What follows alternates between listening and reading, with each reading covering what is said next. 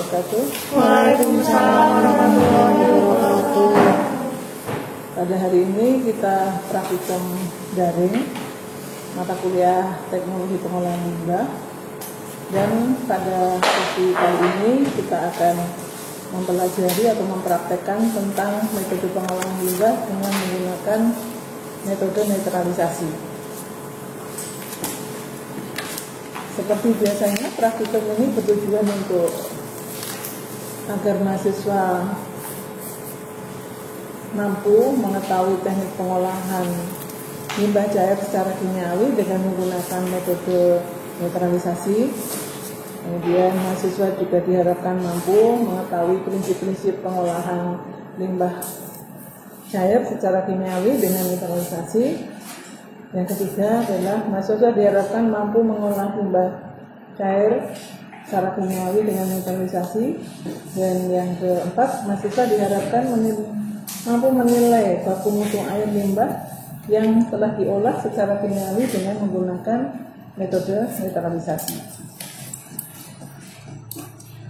Dasar teorinya di sini kita tahu bahwa netralisasi ini merupakan serangkaian dari proses pengolahan limbah di industri pangan. Jadi pengolahan limbah yang pertama secara fisika dengan cara penyaringan, kemudian bisa dengan cara filtrasi, penyaringan lebih halus lagi, kemudian secara kimia dengan menggunakan koagulasi, kemudian sedimentasi, dan pada proses pengolahan limbah tentunya akan menghasilkan sifat air limbah ini mengalir kepada basa atau asam tergantung daripada bahan kimia yang ditambahkan. Nah, untuk melihat agar limbah nanti yang dihasilkan harusnya sudah pada posisi netral, yaitu sekitar pH 7, maka kita lakukan proses netralisasi. Jadi netralisasi ini diberikan kepada air limbah yang akan bersifat asam atau basa yang tadi. Jadi apabila kita mengolah limbah dengan menggunakan air kapur, maka tentu akan menghasilkan air limbah yang pH-nya tinggi.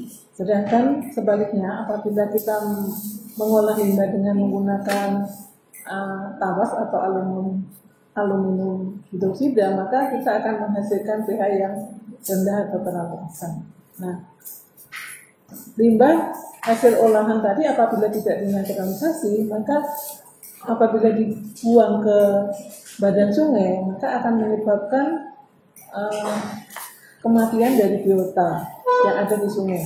Ya, karena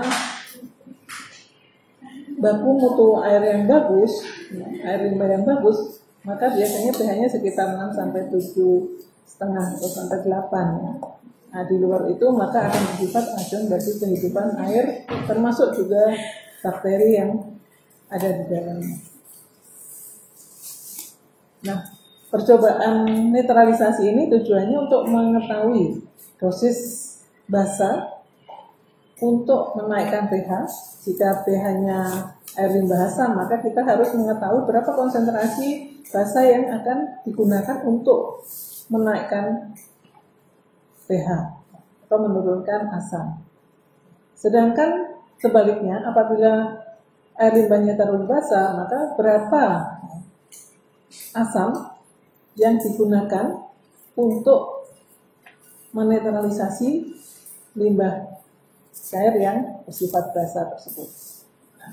Jadi reaksi netralisasi merupakan reaksi antara asam dan basa yang bereaksi kemudian di dalam air akan menghasilkan garam dan air. Untuk proses netralisasi ini berbagai bahan kimia ditambahkan tergantung dari jenis dan jumlah air serta kondisi lingkungan atau kondisi keadaan air limbah tersebut. Biasanya netralisasi air limbah ini bersifat asam akan ditambahkan dengan kalsium hidroksida atau kapur atau natrium hidroksida. Sedangkan netralisasi limbah cair yang bersifat basa kita tambahkan dengan senyawa asam. Bisa asam sulfat, HCl, asam nitrat, asam fosfat, atau CO2 yang dalam bentuk gas. Jadi itu dasar teori dari praktikum netralisasi yang akan kita lakukan. Adapun dua cara sistem netralisasi tergantung dari kondisi limbah cairnya. Apabila di industri nanti ada dua sistem batch. Batch ini adalah diterapkan apabila alirannya sedikit, ya, aliran airnya sedikit dan kualitas buahnya cukup tinggi. Biasanya batch ini kita taruh dalam satu bak, ya. Jadi airnya diam, kemudian kita lakukan tambahkan bahan kimia. Sedangkan sistem kontinu ini air limbahnya mengalir. Sistem kontinu ini dilakukan jika laju aliran limbahnya besar. Jadi apabila mengalir terus limbah itu, maka kita lakukan secara kontinu. Karena kalau satu batch mungkin nanti tidak cukup tampungannya. Untuk sistem kontinu ini kita lengkapi dengan alat kontrol otomatis. Kemudian kita atur juga laju aliran, ya, tidak dihitung nanti laju aliran dengan konsentrasi basa atau asam yang ditambahkan. Jadi itu dasar teorinya. Pada praktikum ini menggunakan alat dan bahan sebagai berikut. Alat yang kita gunakan adalah peralatan gelas, yaitu beker gelas, pipet, buret, timbangan analitik, dan pH meter. Sedangkan bahannya kita nanti mencoba mengolah limbah pengolahan air tahu, ya. Jadi limbah dari hasil pengolahan tahu, kemudian HCl, H2SO4, atau larutan kapur atau larutan karbonat, natrium karbonat. Jadi HCl atau SO2, H2SO4 itu tujuannya untuk nanti penggunaan asam, ya, untuk mentitrasi berapa besarnya konsentrasi yang ditambahkan dalam pembuatan atau pengolahan limbah cair ini. Prosedur kerja yang kita gunakan, jadi kita cek dulu nanti pertama-tama kita lihat kondisi air limbahnya. Jadi kita cek kondisi air limbahnya.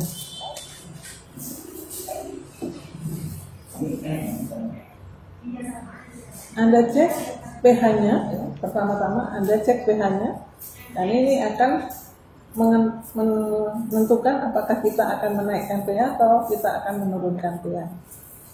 Jadi kita cek, kita ambil, kemudian setelah itu kita ambil 100 ml air limbah, kita masukkan ke dalam tabung Erlenmeyer berukuran 250 ml, kemudian dikasih indikator menggunakan 3 tetes larutan fenolftalin, ya. Diteteskan 3 tetes. Jika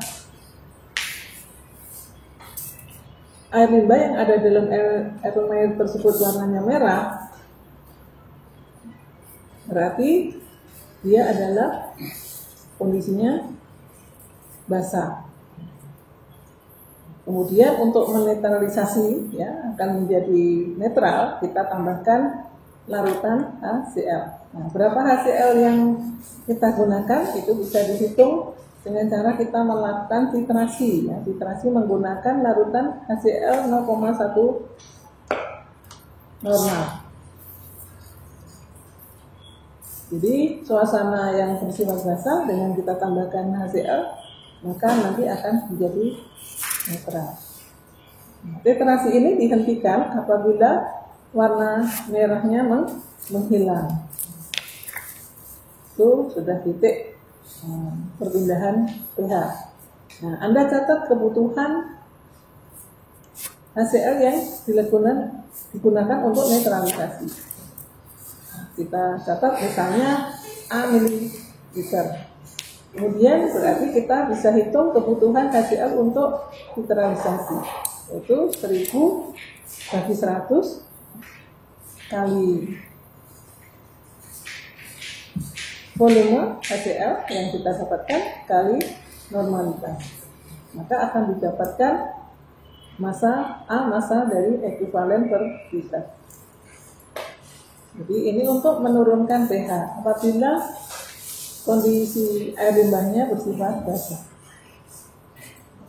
Kemudian yang kedua, untuk menaikkan pH apabila kondisi air limbahnya bersifat asam, suasananya jadi asam.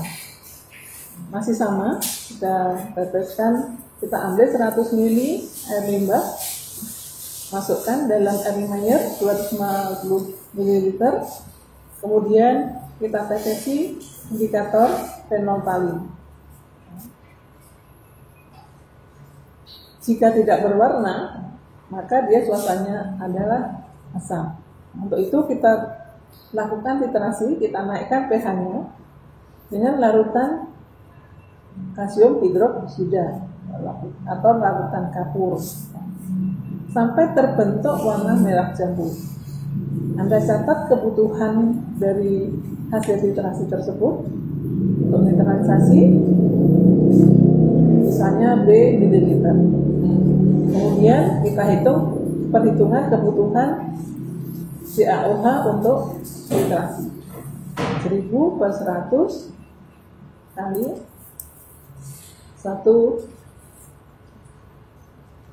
0,1 N kali hasil volume titrasi, maka akan didapatkan B ekuivalen per liter. Jadi sehingga kita akan bisa nanti menambahkan apabila kita ingin menetralisasi air 100 liter, berarti Anda kalikan sendiri. Jadi C massa ekuivalen kali 100 liter. Nah ini hitungannya sudah B massa ekuivalen per liter.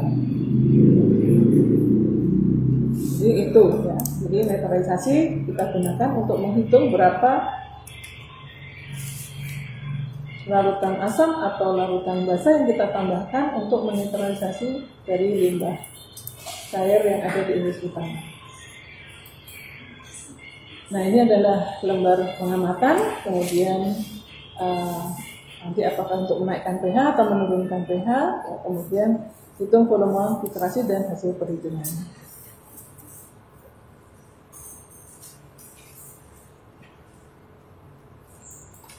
Selanjutnya setelah Anda dapat tabulasi data, Anda hitung, kemudian Anda lakukan pembuatan laporan ya, dengan format seperti biasanya, meliputi pendalaman, tujuan praktikum, kemudian tabulasi data dan perhitungan data, kemudian Anda interpretasi data dan pembahasan, kemudian Anda simpulkan. Jangan lupa dalam pembahasan selalu diberikan daftar pustaka. Waktu pengumpulan maksimal 1 minggu setelah pengamatan.